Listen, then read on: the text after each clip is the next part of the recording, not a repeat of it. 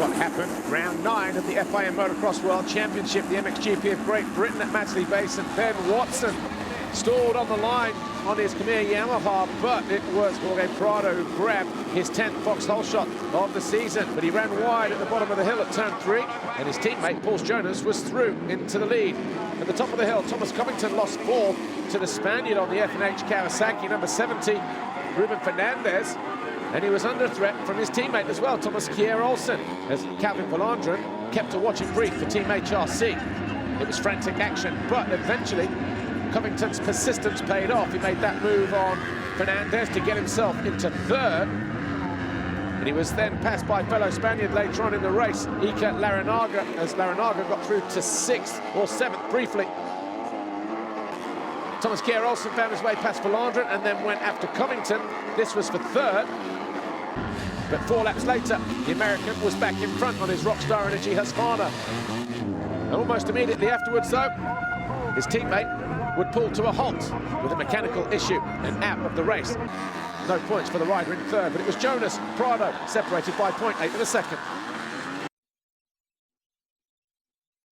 MXGP race 1.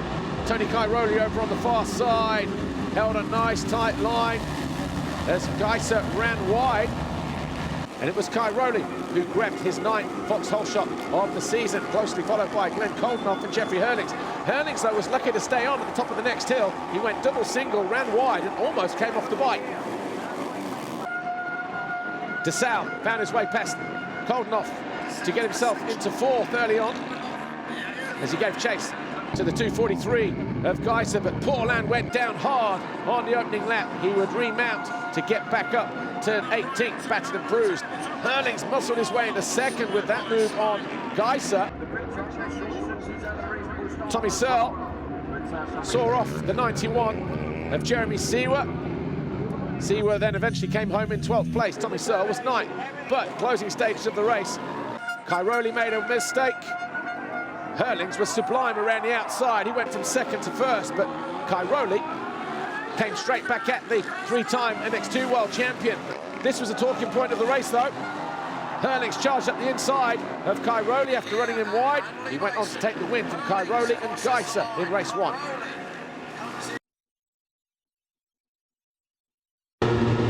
MX2 race 2. And once again, it was another foxhole shot for Jorge Prado on the Red Bull KTM. 11 now for the season for the young Spaniard. Jonass was into 2nd, Henry Jacobi 3rd, Calvin Vlaanderen on the outside in 4th, as Jacobi made his way into 3rd with a pass on the South African. Thomas Cairoli then went around the outside of the Team HRC rider as he went after more points that were lost from race 1. Jorge Prado up front rode his luck on occasion, but he managed to save it, and these two were lucky as well, Fernandez and Jago Geerts, as they almost touched in 10th. Ben Watson a better start, but he still had to fight his way through the traffic. He made a move to get himself up towards 4th in the closing stages of the race, but Thomas Cairoli and Henry Jacobi battled over 3rd place. The two bang bars, traded paint, all under the watchful eye of number 10, Calvin Vlaanderen, who benefited with a move from 5th to 3rd by the end of the wave section. Jonass found a way around the outside, closed the door on the 61 with 6 laps to go to move into the lead, as Thomas Cairoli once again had issues. He was out of 5th and no more points for him. That played into the hands of Ben Watson. He eventually came home to 4th with that pass on Henry Jacobi, but that also tightens up the championship in 3rd as well. Jonass took his 11th race win of the season, and he also took a double moto victory here, ahead of Prado and Calvin Vlaanderen. And look at that, just 9 points behind now in 4th place, Ben Watson. The overall winner this weekend, though, Paul Jonass with a double moto win. And of course, he keeps the championship leaders red plate as we head to France, round 10.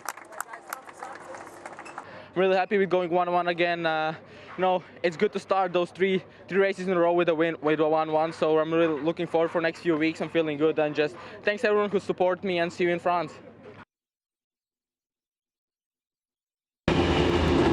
After an explosive end to MXGP Race 1, all eyes were on the Red Bull KTMs. Cairoli struck first with his 10th foxhole shot of the season. Tim Geiser was lucky to ride this one out, though, as he almost wrestled his machine along the side of pit lane. Febvre was into second early on. Dessau was third. Herlings quickly into fourth with that move on Alex Lupino up the first hill. Herlings then went round Dessau to move into second. Dessau, though, slipped off later on in the race from third. He allowed Febvre and Geiser both to go by, and all of a sudden Febvre was looking at a podium for the first time in 10 rounds. Geiser tried to make that pass stick, but Febvre just hung on, and just like we saw in race 1, all eyes were on the battle of the two KTMs. Dessau propped up Geiser as the two clashed, and then half a lap later, the Belgian on the Monster Energy Kawasaki tripled his way past to get himself into fourth. And on the final lap, as Cairoli ran wide, Herlings up the inside to snatch the lead from the 9-time champion. Went on to win the race in emphatic style. Cairoli was second, Febvre was third, Dessau fourth, Geiser was fifth, and the overall looked like this. Herlings, Cairoli and Febvre on the podium for the first time since Assen 2017, the penultimate round. And Herlings now extends his lead to 54 over Tony Cairoli. It was his 74th Grand Prix victory and his 100th podium appearance with KTM. And of course, he will take the red plate, the championship leader's red plate, to France, round 10. Yeah, it was, you know, it's always been a tough track for me. I love it, it's so amazing, nice jumps, great spectators, but for some reason it's always hard for me to win it. But we made it happen both times, I think, in the last lap, but we made it happen. So it was a big win for the team, big win for myself. You know, it was my 100 GP win and 100 GP podium. So to get it all together with KTM, I think it's something very special.